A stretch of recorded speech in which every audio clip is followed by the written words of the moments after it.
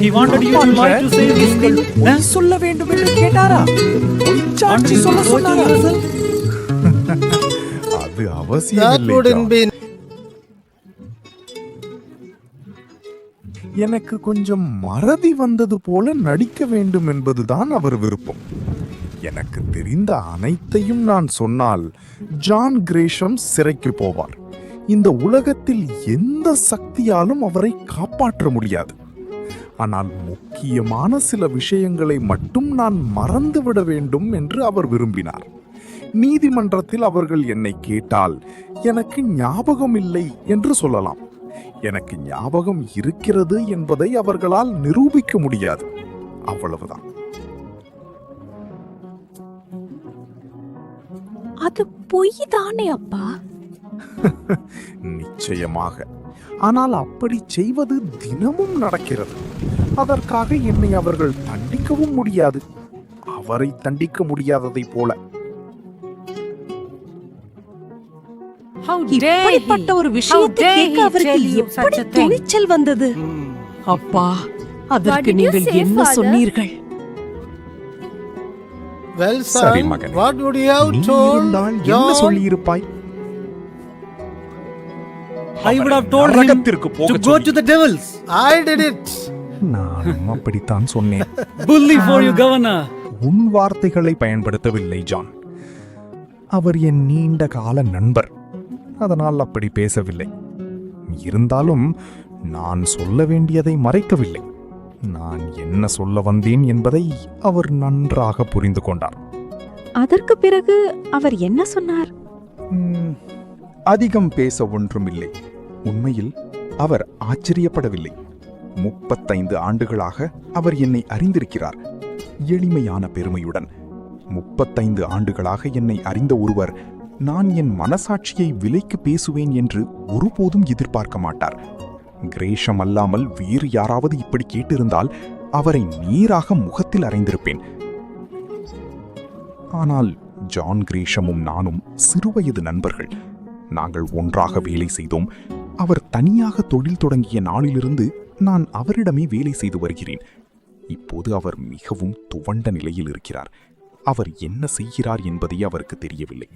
இல்லையென்றால் எனக்கு பணம் கொடுக்க முன்வந்திருக்க மாட்டார்.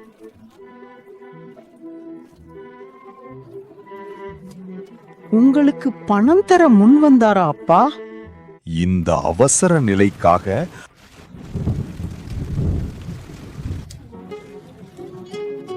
அவர் அந்த பணத்தை ஏற்கனவே ஒதுக்கி வைத்திருந்தார்.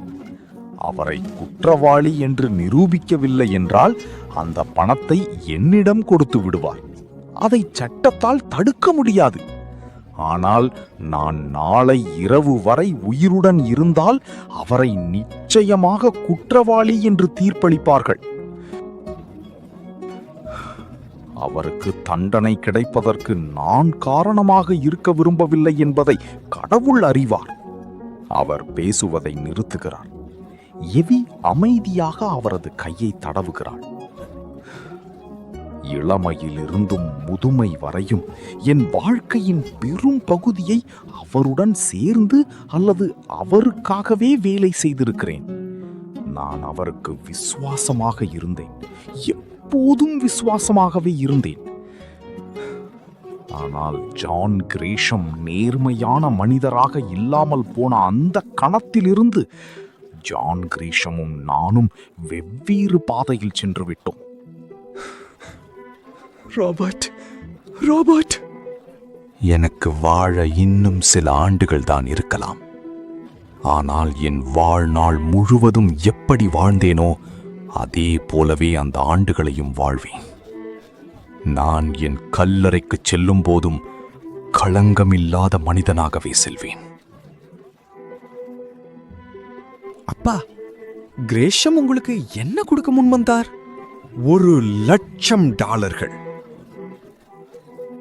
யாருக்கும் தெரியாமல் அந்த பணத்தை எனக்காக அவர் தனியாக ஒதுக்கி வைத்திருந்தார்.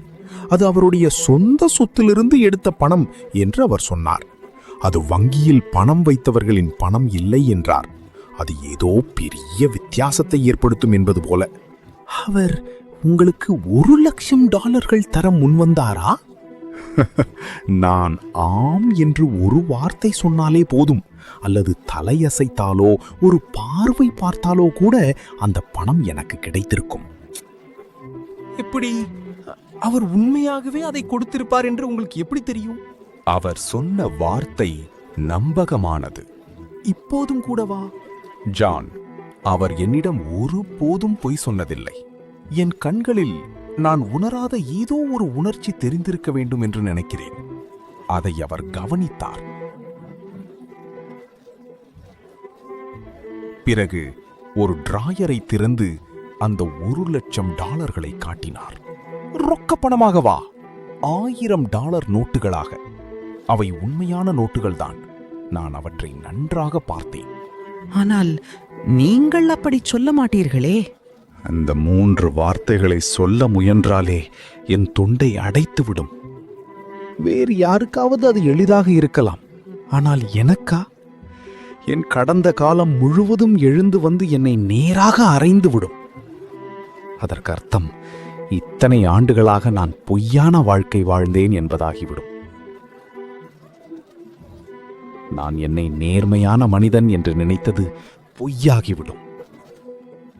ஜான் கிரேஷம் எனக்கு பணம் கொடுக்க முன் வந்தபோது எனக்கு கோபம் வந்தது. ஆனால் நான் அதை மறுத்தபோது அவர் அதில் சிறிதும் ஆச்சரியப்படவில்லை. அப்போது எனக்கு மகிழ்ச்சியாக இருந்தது. அது எனக்கு அவர் கொடுத்த ஒரு பாராட்டு தானே. அப்படித்தானே நினைக்கிறீர்கள்? கொஞ்சம் விலை உயர்ந்த பாராட்டு. என்ன, உங்களுக்கு $1,00,000 இழப்பை ஏற்படுத்திய பாராட்டு. $1,00,000 சமமான மதிப்புள்ள பாராட்டு. ஜான், என் வாழ்நாளில் அவ்வளவு பணத்தை செலவழிக்கும் வாய்ப்பு எனக்கு கிடைத்ததில்லை. ஆனால் கிடைத்திருந்தாலும் அதை இதைவிட சிறந்த முறையில் செலவழிக்க முடியும் என்று என்னால் கற்பனை கூட செய்ய முடியாது. அப்படிதான் நினைக்கிறேன். ராபர்ட், வங்கியில் பணம் வைத்தவர்கள் அதிகம் இழக்க வேண்டியிருக்குமா? அவர்கள் ஒரு காசு கூட இழக்க மாட்டார்கள். வங்கி சரிந்த போதும் கிரேஷமும் நானும் சேர்ந்து கொஞ்சம் பணத்தை மீட்டெடுக்க முடிந்தது. நான் எதிர்பார்த்ததை விட அதிகம் கிடைத்தது, கிட்டத்தட்ட 2 மடங்கு. அதனுடன் கிரேஷமிடம் இருக்கும் பணத்தையும் சேர்த்தால் அது போதுமானதாக இருக்கும். அந்த $1,00,000 சேர்க்காமலுமா? கிரேஷம் உங்களுக்காக ஒதுக்கி வைத்திருந்த அந்த பணம் இல்லாமலுமா? ஆம், அந்த $1,00,000 இருப்பது இன்று வரை எனக்கு தெரியாது. கிரேஷம் அதை பற்றி என்னிடம் சொல்லவில்லை. அதை கணக்கில் சேர்க்காமல்தான் நாங்கள் எல்லா கணக்குகளையும் போட்டோம். அப்படியானால் எல்லா செலவுகளையும் சமாளித்து விட்டீர்களா? மிகவும் எளிதாக. திரு மார்ஷல் தான் இப்போது மறுசீரமைப்பு பணியை நடத்துகிறார். 3வது நேஷனல் வங்கியின் திரு மார்ஷல். இது இவ்வளவு நல்ல முடிவுக்கு வரும் என்று அவருக்கு கூட தெரியாது. அவர்கள் கிரேஷமை தண்டிப்பார்கள் தானே? அப்படிதான் நடக்கும் என்று நினைக்கிறேன். எதற்காக? வங்கியின் நிதியை முறைகேடாக பயன்படுத்தியதற்காக. ஓ, அது எனக்கு தெரியும். ஆனால் அவர் உண்மையில் என்ன குற்றம் செய்தார்? அதுவே ஒரு குற்றம், ஜான். ஆனால் அதனால் யாரும் எதையும் இழக்கவில்லை என்றால்? இருந்தாலும் அது ஒரு குற்றம்தான். அதற்காக அவரை தண்டிக்கப் போகிறார்களா? அப்பா, நீங்கள் அவரை விட்டுவிட்டால் அது அவ்வளவு பெரிய தவறாக இருக்குமா? என்னால் அப்படி செய்ய முடிந்தால் நன்றாகத்தான் இருக்கும் ஏவி.